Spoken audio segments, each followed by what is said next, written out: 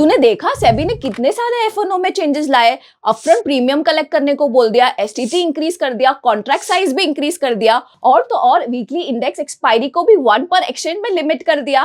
But SEBI ने ऐसा क्यों किया?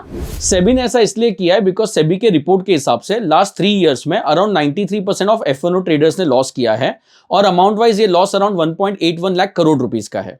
सो सेबी रिस्ट्रिक्शंस लाना चाहता है सो दैट मार्केट में लिक्विडिटी बढ़े, स्पेक्यूलेशन कम हो जाए और तो और इन्वेस्टर्स का फोकस लॉन्ग टर्म इन्वेस्टमेंट पे बना रहे।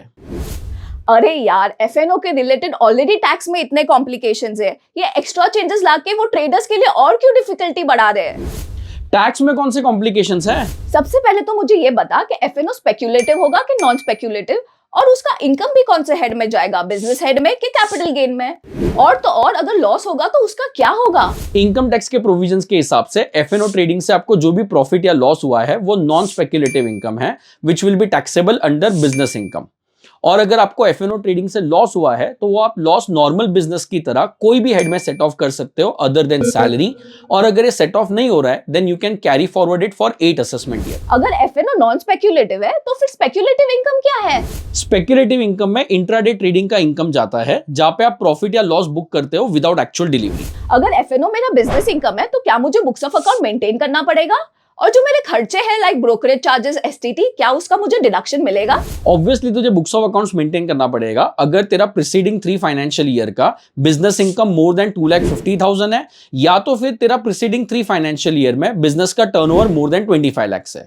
बट हाँ, अगर तू प्रिजम्पटिव इनकम लेती है तो तुझे बुक्स ऑफ अकाउंट्स के प्रोविजंस एप्लीकेबल नहीं होंगे। And just like any other business से रिलेटेड सारे खर्चे तू क्लेम भी कर सकती है। अच्छा, मेरा तो टर्नओवर 2 करोड़ से नीचे है और तो और बाकी ट्रेडर्स की तरह मेरा भी लॉस में ही है, तो मुझे तो टैक्स ऑडिट करने की जरूरत ही नहीं है ना? तुझे टैक्स ऑडिट एप्लीकेबल है या नहीं है वो 3 सिचुएशंस पे डिपेंड करता है। सिचुएशन नंबर 1, अगर तेरा एफएनओ का टर्नओवर मोर देन 10 करोड़ है तो तुझे ऑडिट करवाना कंपलसरी है। सिचुएशन नंबर 2, अगर तेरा एफएनओ का टर्नओवर 2 करोड़ से 10 करोड़ के बीच में है एंड तेरे 95% ऑफ ट्रांजैक्शन डिजिटली है तो तेरे को टैक्स ऑडिट एप्लीकेबल नहीं होगा। एंड इन सिचुएशन नंबर 3, अगर तेरा टर्नओवर अप टू 2 करोड़ है और अगर तू प्रॉफिट 6% ऑफ योर टर्नओवर से कम डिक्लेयर करती है तो तुझे टैक्स ऑडिट करवाना कंपलसरी है। सो तेरे केस में तो तुझे लॉस हुआ है तो तुझे टैक्स ऑडिट करवाना पड़ेगा। और हाँ, एफएनओ का जो टर्नओवर कैलकुलेशन है उसका भी एक सेपरेट मेथड है। Turnover is calculated on the basis of absolute profit. For example, अगर आपको एक एफएनओ कॉन्ट्रैक्ट में 1,000 रुपए का प्रॉफिट हुआ है और दूसरे एफएनओ कॉन्ट्रैक्ट में अगर आपको 2,000 का लॉस हुआ है, सो प्रॉफिट और लॉस को एड अप करके आपका टर्नओवर 3,000 कंसीडर होगा। आई होप इसकी तरह एफएनओ के सारे डाउट्स आपके भी क्लियर हो गए होंगे।